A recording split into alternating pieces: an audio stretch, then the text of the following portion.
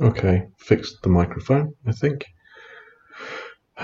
Joe, you have a picture and you have a replay you want to link the picture to, and you have your post.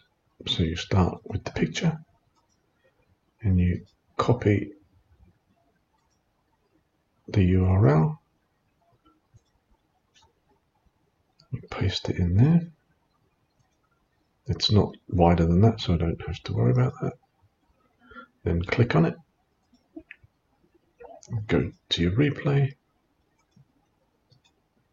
copy the link. Not that view replay thing.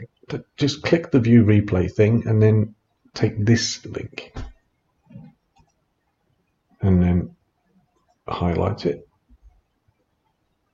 insert link,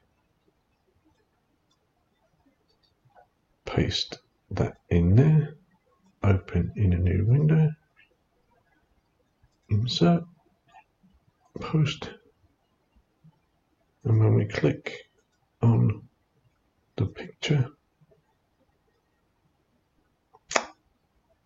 we should have the link. There you go. Hopefully that solves your problem.